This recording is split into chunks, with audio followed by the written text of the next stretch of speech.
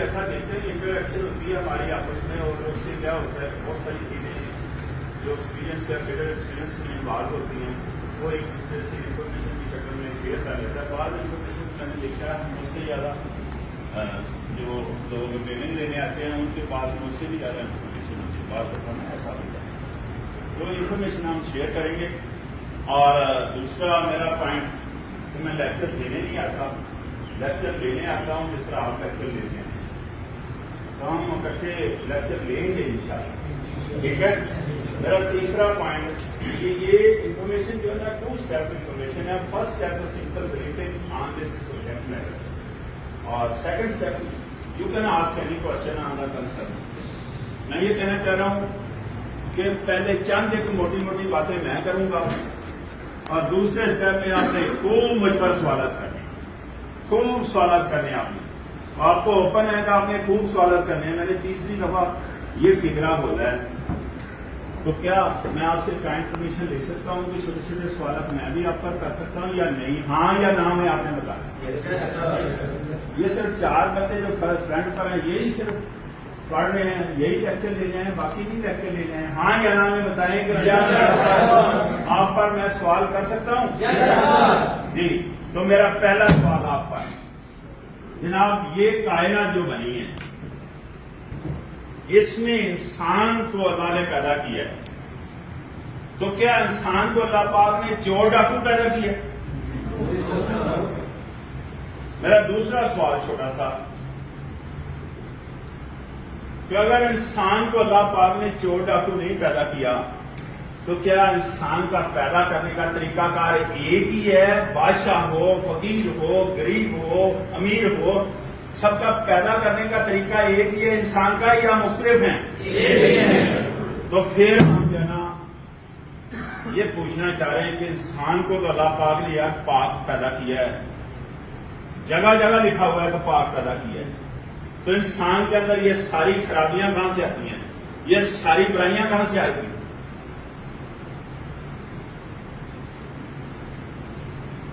میرے خیال میں یہ میں بتاتا ہوں آپ کو، یہ ساری خرابیاں، یہ ساری برائیاں کہاں سے آتی ہیں؟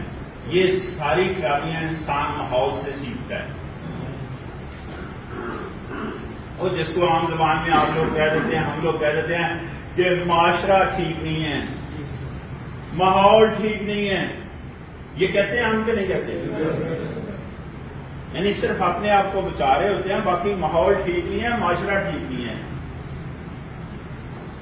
حالانکہ یہ ماحول، یہ معاشرہ کون پیدا کرتا ہے؟ ہم پیدا کرتے ہیں. ہم کیسے؟ ہم اپنی زبان سے یہ ماحول پیدا کرتے ہیں، ہم اپنے لب و لہجے سے یہ ماحول پیدا کرتے ہیں، ہم اپنے رویے سے یہ ماحول پیدا کرتے ہیں. ہم اس کے ذمہ دار ہیں. اگر ماحول کی بات کریں تو کیا ہم لوگ سب سوچیں ذرا کہ یہ ماحول ہم لوگ پیدا نہیں کرتے؟ ہم اس کے ذمہ دار نہیں ہیں. انسان کا پہلا ماحول کہاں سے آتا ہے؟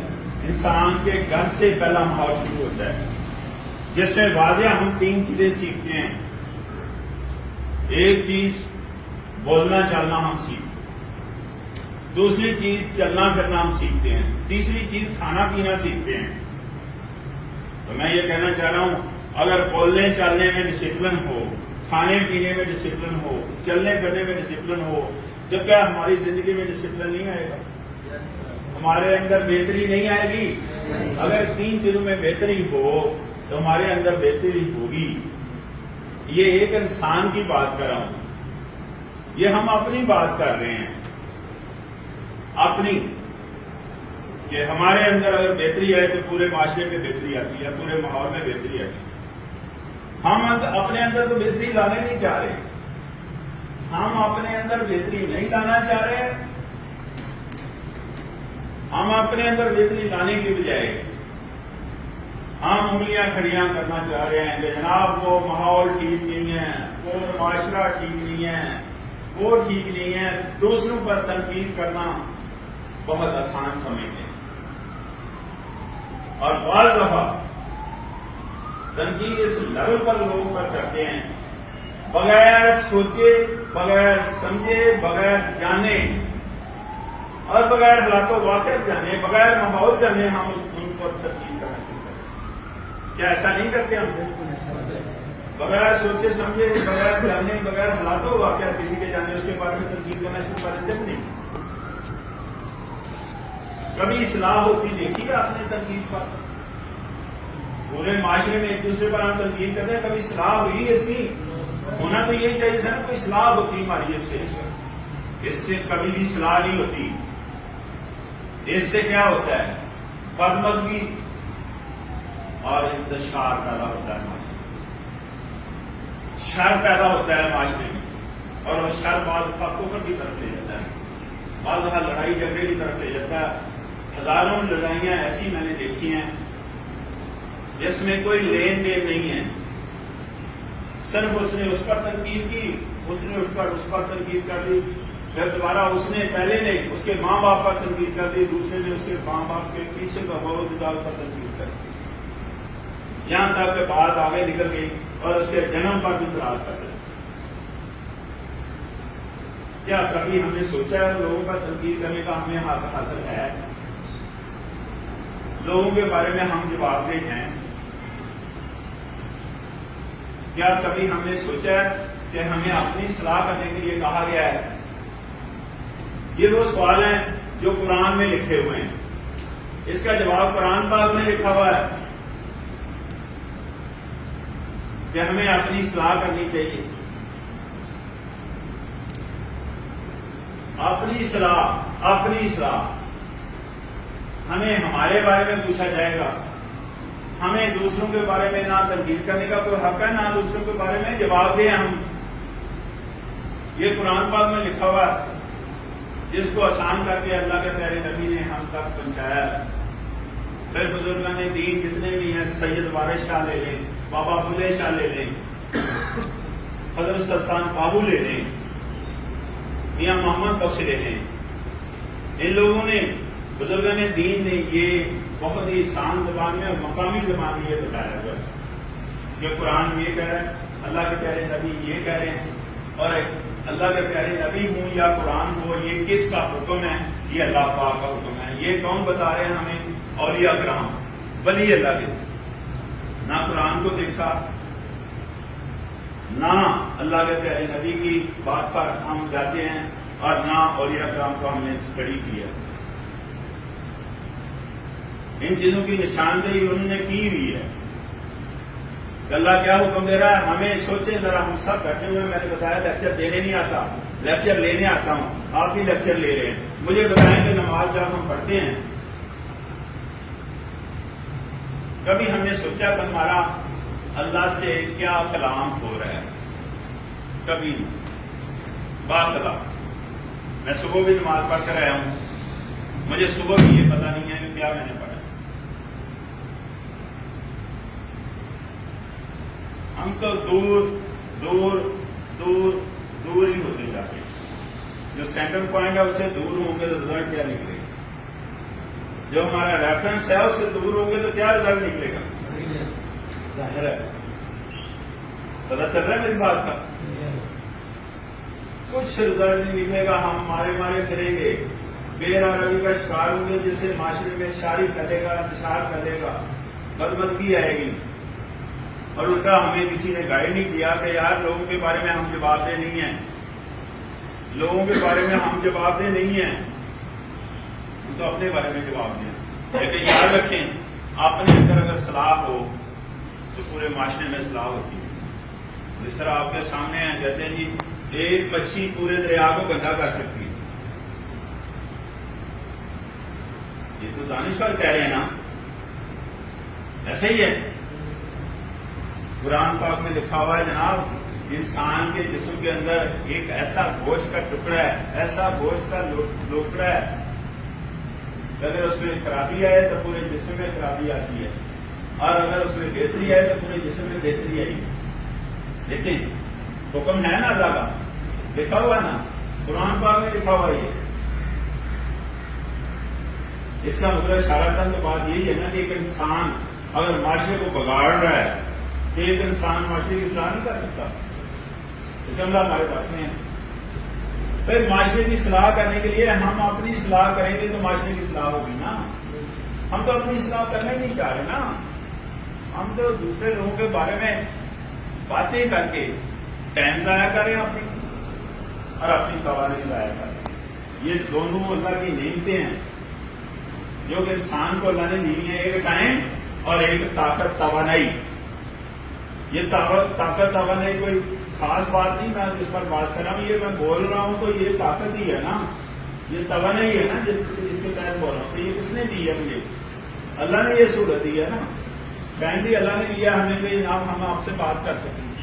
یہ دونوں چیزیں ہم ضائع کرتے ہیں، اپنے اوپر صرف کرنی چاہیے. دونوں چیزیں ہم ضائع کر رہے ہیں لوگوں کے بارے میں باتیں کر کے، اور ایسی گفتگو کرتے ہیں لوگوں کے بارے میں، ایسی باتیں کرتے ہیں، اس کو ہم عام کالم میں لیتے ہیں لا حاصل گفتگو. لا حاصل، اس سے کچھ حاصل نہیں ہونا، کچھ حاصل ہونا. یہ 100% ہم غلطی پر جا رہے ہیں جناب. اپنا ٹائم اور اپنی توانائی لوگوں کے بارے میں باتیں کر کے ضائع کر رہے ہیں، جبکہ ہمیں اپنی صلاح کے لیے یہ دونوں چیزیں استعمال کرنی چاہیے. ٹائم بھی اپنے اوپر لگانا چاہیے اور توانائی بھی اپنے اوپر، تاکہ ہمارے اندر بہتری ہے. ایسے ہی ہے ہمارا زندگی کا کوئی ٹارگیٹ ہی نہیں ہے، کوئی گول ہی نہیں ہے، کوئی مقصد ہی نہیں ہے، کوئی منزل ہی نہیں ہے. تو ہم تو اس لیے ٹائم لوگوں پر ضائع کر رہے ہیں، لوگوں کے بارے میں باتیں کر رہے ہیں. ہمارا اپنا کوئی ٹارگیٹ ہوگا نا، ہماری اپنی کوئی منزل ہوگی، ہمارا اپنا کوئی مقصد ہوگا جس کو حاصل کریں. اس کو حاصل کرنے کے لیے پھر دونوں چیزیں چلے گی نا. ٹائم بھی چلے گا، توانائی بھی چلے گی. لیکن ہمارا کوئی مقصد ہے، کوئی گول ہے، کوئی ٹارگیٹ ہے. اور بابا کوئی گول ہونا چاہیے، کوئی ٹارگیٹ ہونا چاہیے، کوئی مقصد ہونا چاہیے ہمارا.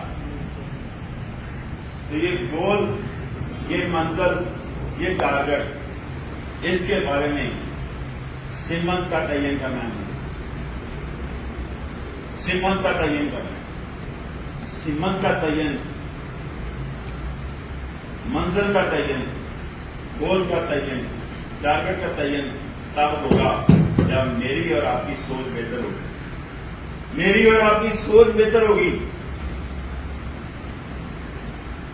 سوچ سوچ سوچ ہماری بہتر ہوگی تب ہم اپنی منزل کو، تب ہم اپنی ذات کو، اور تب ہم اپنی ورث کو جو اللہ پاک نے سب سے زیادہ دی ہوئی ہے انسان کو ورث، اس کو پہچان سکے.